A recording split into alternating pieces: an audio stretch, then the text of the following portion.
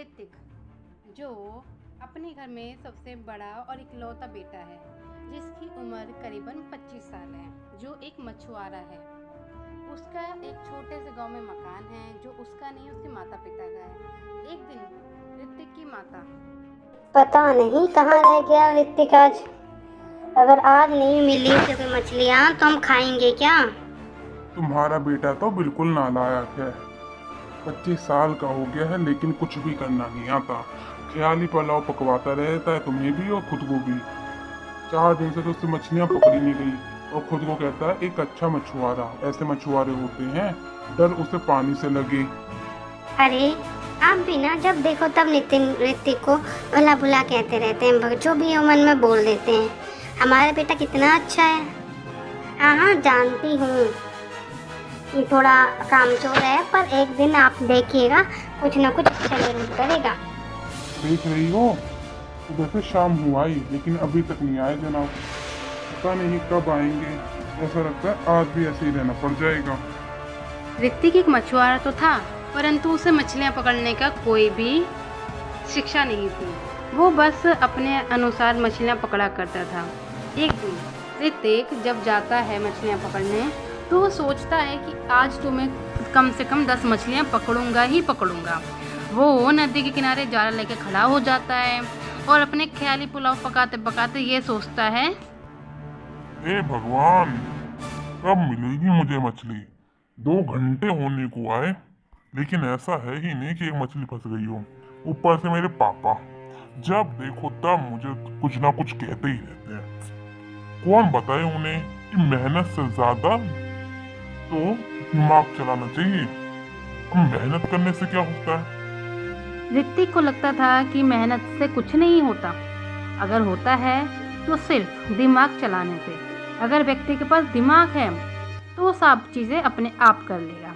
वो करीबन 4-5 घंटे तक सुबह से लेकर शाम तक मछलियों का जाला पानी में डाल के बैठा रहता है, परंतु खुद भी ना हिलता ना वो उस मछली के जाले को हिलाता।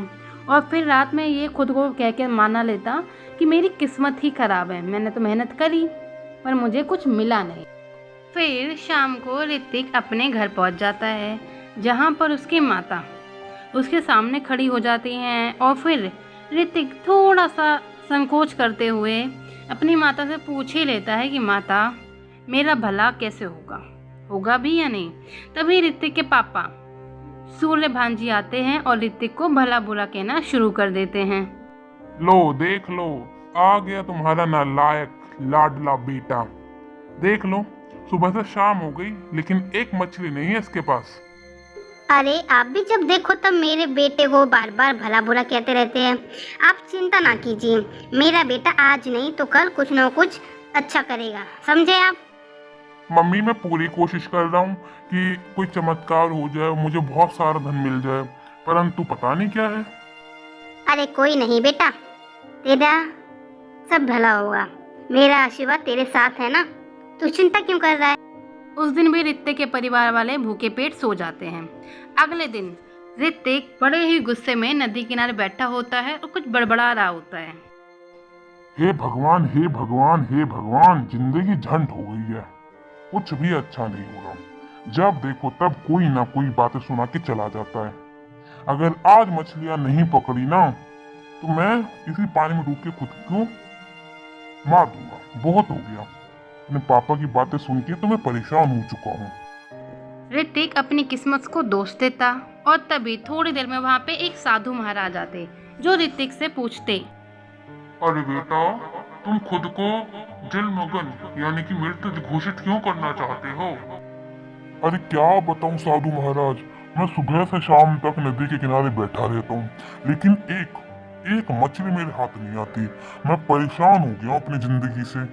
साधु महाराज काफी ज्ञानी होते हैं और वह सोचते हैं कि ऋतिक एक बहुत ही ज्यादा स्वाभिमानी और आज्ञाकारी बेटा है। वो ऋतिक को कुछ बताते हैं। तुम मुझे एक अच्छे इंसान लगते हो तो सुनो, एक मंत्र है।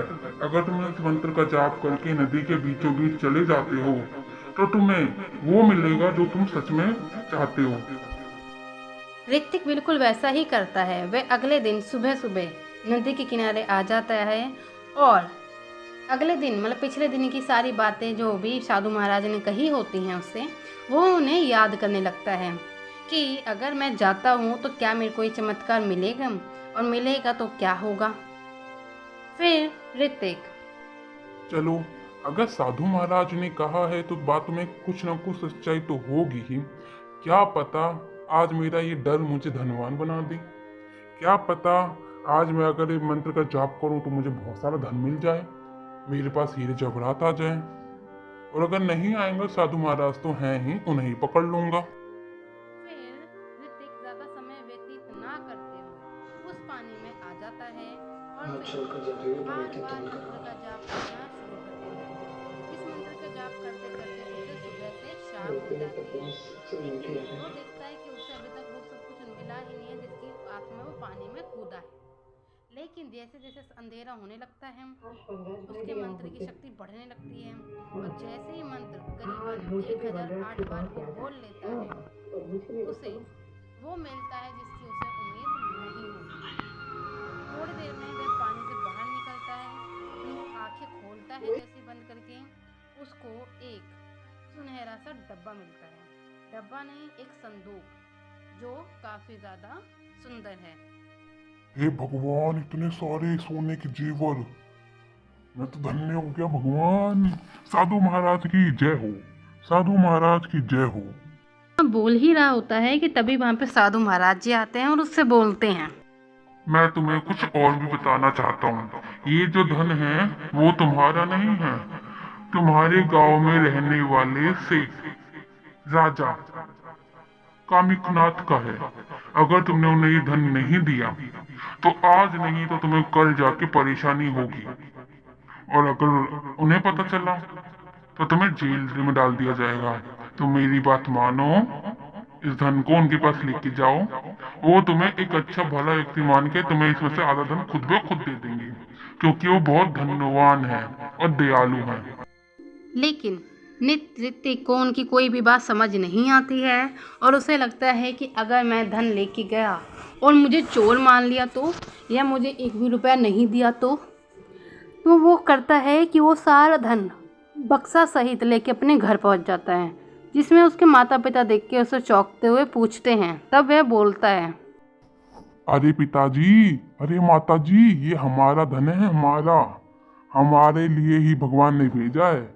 अब हमें पैसे की किल्लत नहीं होगी कभी। देखा बापूजी, मैं कहता था ना, आपका बेटा लाखों में एक लाखों में, कोई आपके बेटे का मुकाबला कर ही नहीं सकता। अब हमारी सातों पीढ़ी बैठ के खाएंगी। अरे जुग जुग जियो मेरे बेटा, जुग जुग जियो। देखा, मैंने कहा था ना, मेरा बेटा तो करोड़ों में है के लाखों में क्या। देखा, उसने बदल दी ना हमारी किस्मत। अब बताइए कौन अच्छा है, आप या मेरा बेटा? मम्मी जी, पापा जी, अब आपको जो खरीदना हो, जो खाना हो वो खाइए। सारा धन हमारा है, कोई नहीं है। अब ऋतिक धन को ऐसे पानी की तरह उड़ाने लगा। वो बाजार में 100 रुपये की चीज़ खरीदता, लेकिन दे 500 देता। उससे गांव वालों को तो काफ़ी भला हो रहा था, परंतु उसकी मति भ्रष्ट होने लगी थी। वो चाहता तो उन पैसों को जमा करके अपनी आगे की जमा पूंजी के लिए रख सकता था, लेकिन उसे लगा उसके पास धन काफ़ी सारा है तो क्यों ना खर्च किया जाए। धन से ही धन आता है, परंतु उसने धन कहीं लगाया ही नहीं।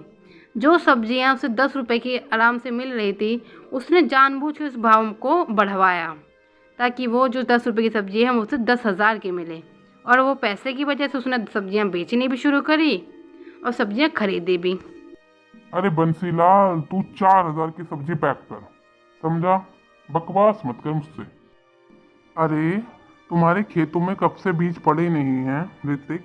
अगर खेतों में उपजाऊपन नहीं आएगा तो तुम खाओगे क्या? सोचा कि तुम्हें बता दूं, वैसे मुझे कोई दिक्कत है नहीं। अरे अब तो हम बैठ के खाएंगे, सब कुछ खरीद के ही खाएंगे।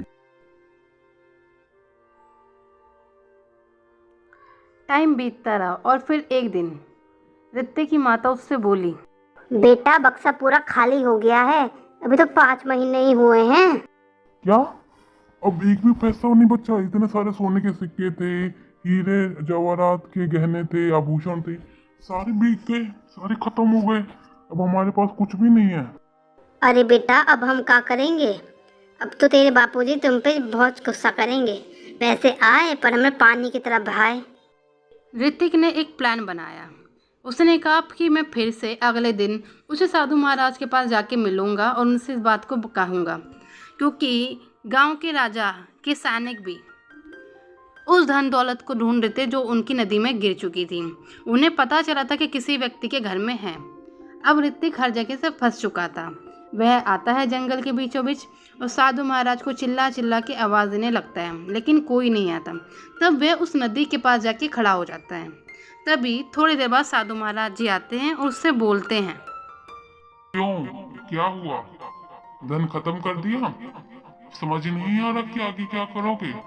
मैंने तो तुम्हें उस दिन ही बताया था कि तुम्हें क्या करना चाहिए, लेकिन नहीं। कहते हैं ना, विनाश काले विपरीत बुद्धि। अब क्या करोगे? एक तरफ तुम्हारे घर में माता पिता भूखे, दूसरी तरफ तुम्हें गांव के राजा के सैनिक ढूंढ रहे हैं। अगर उन्हें पता चला कि तुमने सारा धन खत्म कर दिया है अपने ऊपर, तो तुम्हें काल कोठरी में डाल दिया जाएगा और तुम कहीं के भी नहीं रहोगे। तो तुम्हारे लिए तो नहीं, लेकिन तुम्हारे माता पिता के लिए मैं तुम्हें एक सुझाव देना चाहता हूँ। तुम ऐसा करो कि अब ये खाली बक्सा लेके जाओ और अपना गुनाह कबूल कर लो। राजा दयालु है, वो तुम्हें माफ कर देंगे और थोड़ी देर सजा वजा देके तुम्हें तुम्हारे घर छोड़ देंगे। अन्यथा अगर तुम्हें राजा के सैनिक पकड़ के ले गए तो तुम्हारा वापस आना घर पे नामुमकिन है, और ये तुम भी भली भांति जानते हो। बाकी मर्जी तुम्हारी है। उस दिन ऋतिक साधु महाराज की बात मान लेता है और दिल पर पत्थर रखते हुए भारी मन से राजा राजपाल जी के यहाँ पहुँच जाता है, जहाँ राजपाल जी बड़े ही क्रोधित होते हैं। वह उससे बोलते हैं, क्या क्या कह रहे हो तुम? ये तुमने मेरे गहने के जेवरात चोरी करे, खर्च भी कर दिए? तुम्हारी इतनी मजाल? मुझे माफ कर दीजिए राजा। मैं जानता हूँ कि मैं आपका गुनहगार हूँ, परंतु उस समय मेरे पास कोई दूसरा चारा नहीं था। अगर मैं आपके जेवरात नहीं उपयोग करता तो मेरे माता पिता शायद आज मेरे पास नहीं होते, या मैं आपके सामने भी खड़ा नहीं होता। हम एक रोटी के मोहताज हो गए थे। हाँ, तो तुम ये कहना चाहते हो कि अगर कोई व्यक्ति मजबूर है तो उसे चोरी करने का अधिकार है, अगर कोई व्यक्ति बेबस है तो उसे मर्डर करने का अधिकार है? क्या कहना चाहते हो तुम? यही कहना चाहते हो ना कि मैं तुम्हें माफ कर दूं और तुम्हें घर जाने दूं? लेकिन नहीं, मुझे माफ कर दीजिए राजा, मुझे माफ कर दीजिए। आगे से मैं कोई कोई कोई गलत काम नहीं करूंगा, चाहे मुझे भूखा रह जाना पड़े।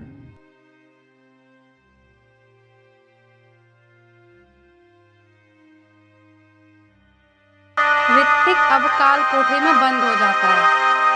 अब उसे अपनी गलती पर पछतावा होता है कि अगर वह चाहता तो उस दिन सत्य बोल के अपने काम को और बढ़ा सकता था।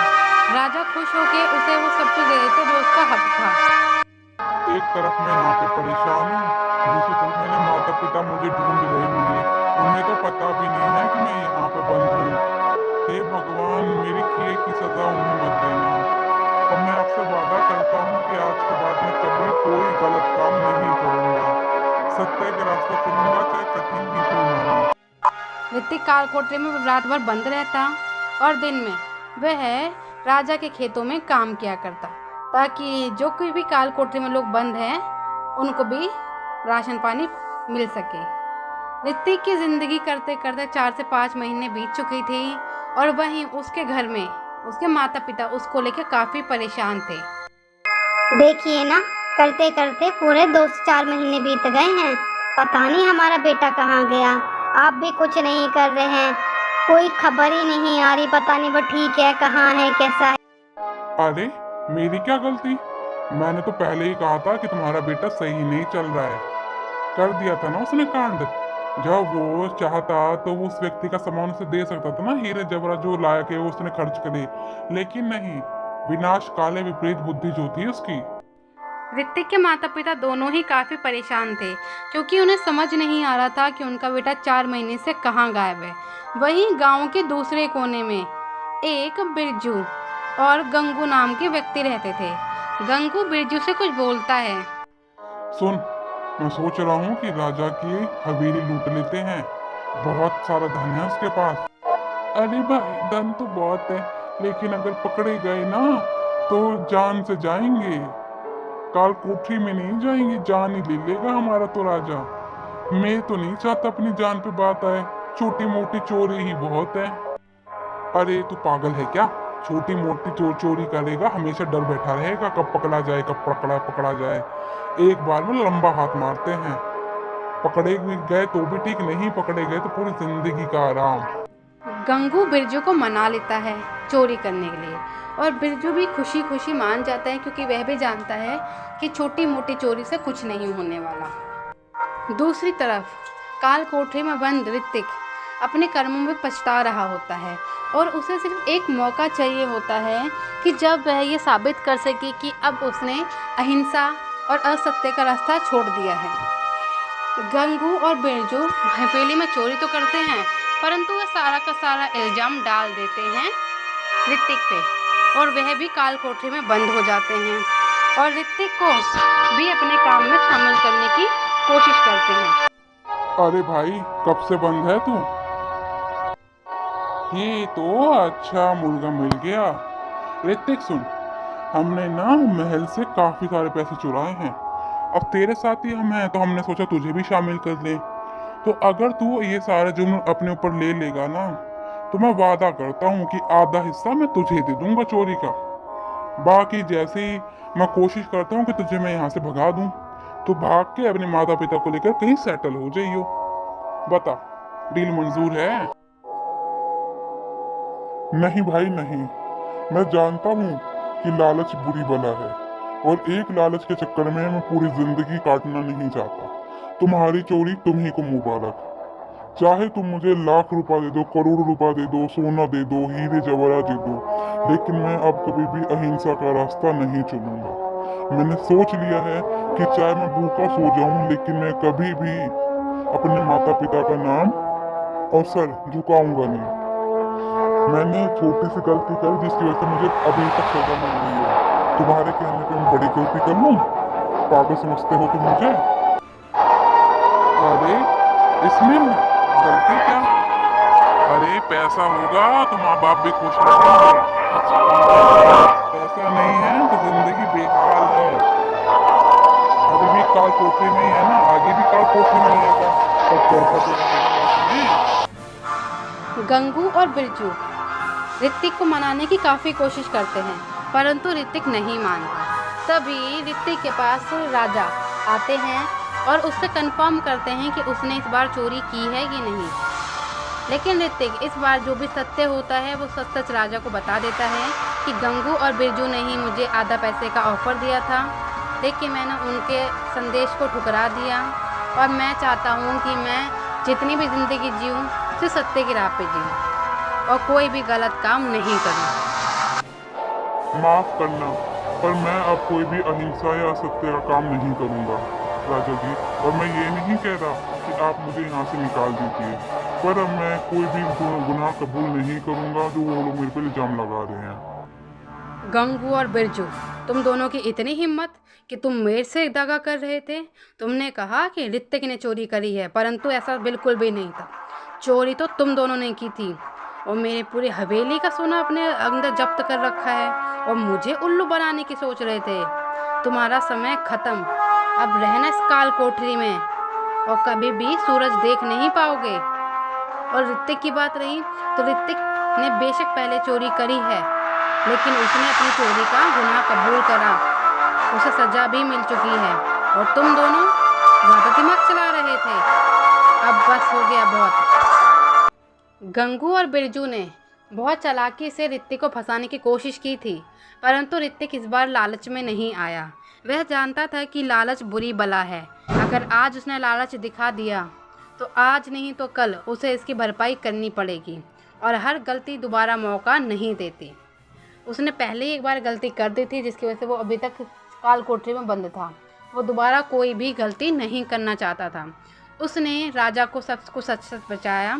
राजा ने भी उसके कर्मठता और सत्यता की प्रशंसा की, और उसे काल कोठरी से रिहाई दे दी, और उसे 15 सोने की मुद्राएं और 2 हीरे के कर दिए, ताकि वह अपने माता पिता का ख्याल रख सके और आगे का जीवन अच्छे से तरीके से शुरू कर सके।